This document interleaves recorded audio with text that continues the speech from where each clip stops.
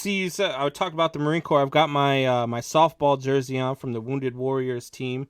Got our little missing in action prisoner of war, and I bring that up, man, because I know we're starting to learn more and more about one another, and I know that you were in the military yourself. One of the things that I always remember is why I joined. So before I get to that, why did you join? Because they told me to. I'm just kidding. So, because you told me to, drill sergeant. Yeah. So I was actually fourth generation military in my family. So my great grandfather was, my grandfather was, my dad was. The only difference was I was the first one to not retire out of the military for my family. So I did, 8 years. Got out. I was literally in right between both Gulf Wars. My one thing was I was like, I want to go to war. I want to go to war. Got in right after the first Gulf War. I went inactive ready reserve in 2000 and 2001 September 11th, and Oh man. I tried my butt off to get back into boots. After that, Yeah. Because I was like, let's go, let's go, let's go, and I had cancer. The 2 years prior to that, I had cancer. I had surgery. I was fine. I was like, okay, I'm good to go, but they wouldn't take me back because I had the cancer history. So they were like, nope, you're spending out the rest of your days on IRR, which is inactive ready, any inactive ready reserve, which any other time, if you're going to war, you're the first people called back. Yeah, and so what you actually went to is inactive, not ready reserve, because pretty much. They pretty much told me to sit on the sidelines and stay there till my contract runs out. Oh man! So how many years you do in the Army? 6. 6 years. 6 and then two inactive. I would do it again, except I would go in the Air Force and learn things that could actually help me in life. And there again, there's you always hindsight's always 20/20. There's a lot of stuff that I learned after I got out. Like my MOS was 19 kilo. I was an M1A1 armored crewman. I was a tanker, and Superior. Oh, Drew's got jokes. So Drew chimes in and says Superior, Wisconsin sounds like it's an oxymoron to me. Actually, a lot of famous Arnold Schwarzenegger graduated college from there. Yep. UW, from UW Superior. There was somebody else too. I want to say Sylvester Stallone, maybe. Might have been another one that went there. Really? Or he might have been Oshkosh. Yeah, there's a couple of celebrities that graduated. You know the celebrity that went to my high school? The Unabomber. Oh. Yeah. So that's the most famous person that went to my high school. Ours was Jeff Messenger, who was a safety for the Wisconsin Badgers and ended up breaking the Big Ten record for interceptions. He owned the record for a couple of years. I think Jamar Fletcher ended up breaking it. Current Badger defensive coordinator right now, Jim Leonard, I believe, still has the record.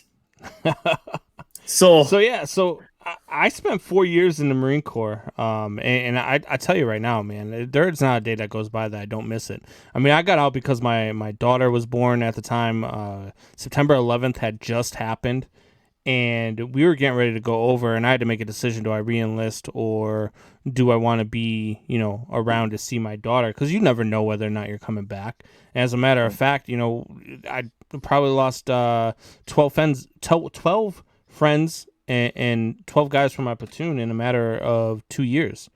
So, I didn't know whether or not I would be coming back, and I made the decision that I wanted to be there for my daughter. So I ended up not re-enlisting. It's not, I don't want to say that I regret that decision, because I don't. I've been able to be around for my kids and watch them grow up and all that stuff.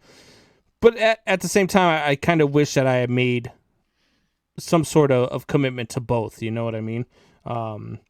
But the reason why I joined is always the story I love to tell, is because so I went to a graduation party, and in my graduation party, I got hammered. And come on. Oh yeah. None of us ever did anything like that. And Anthony Rizzo just hits another bomb. That's 2 for him today. But no, I got annihilated, and the next morning it's like 11 o'clock. I have to work at 1 o'clock, and I get a phone call, and it's the Marine Corps recruiter, And he's like, hey, you just graduated high school. They just start calling you out of the blue because you just graduated. Yep. You're 18. They want to get you in. And I was like, oh, God. I was like, well, I got to work at 1. And he's like, you think I could just, get a moment of your time after you get out of your shift and blah, blah, blah. I'm like, if I do, will you stop calling me? He's like, oh, yeah, absolutely, absolutely. I'm like, all right, great. So I tell my mom, I was like, Ma, going to work. And then when I get home from work, I'm going to, kind of go talk to this guy and blow him off. And then I'll be home for dinner. So I go there and they're showing me like the video for boot camp and the oorah video of things blowing up and the brotherhood and carrying your partner over the line and all this stuff, and I'm like, whoa. and I'll never forget watching that video. And then he showed me the Crucible video, which for those of you who don't know, the Crucible is the last week of boot camp. And it's basically like an FX. It's a simulated war, and you're just going through crazy rigorous activities. You're on sleep deprivations, 2-3 hours of sleep a night, and they wake United you up States Armed Force regulations. 3 hours of sleep, and you are fully charged to go, according to them. Yeah, absolutely. So they're showing me these videos, and I'm like, hell yeah. So I brought the recruiter back home with me for dinner with a signed contract so that he could tell my parents that I enlisted.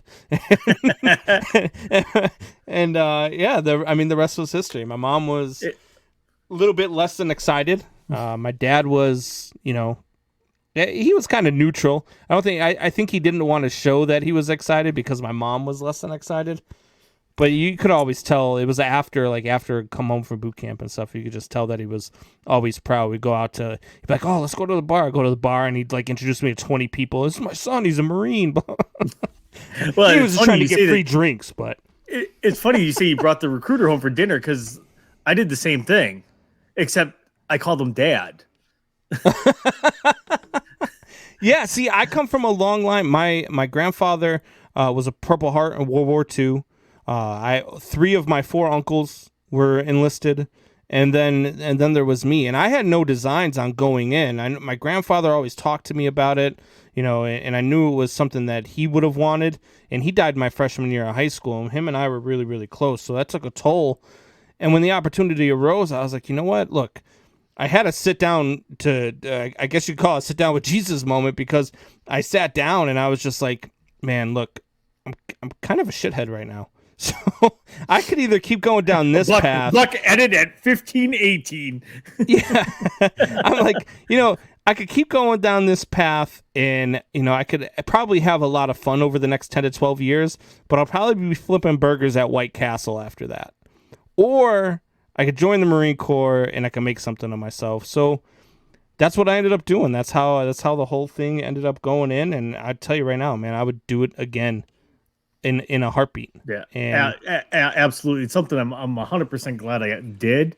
It's like, not that I had much choice, because the day I turned 17 and a half, my dad said, here, sign this. So I said, okay. Yeah. It was one of those things. It was a foregone conclusion I was going to join. It's just something that the males in our family do. I was one of the first ones, though. So my grandfather was in the Navy in World War II and then switched over to the Army. My dad was in the Air Force and then switched over to the Army, and I only went one branch. I wasn't, I could have completed the circle and gotten the Marines in there and then gone Army, but no, because we don't. Did they ever tell you what Army stood for? Ain't ready to be a Marine yet? Oh God. All right, that would be ARTMY. Man Hour Nation. Thank you for checking out that clip. If you're interested in watching the full show, the link is in the description. Click on it, hit that like button, share it with a couple friends, and as always, Man Hour Nation, rise up.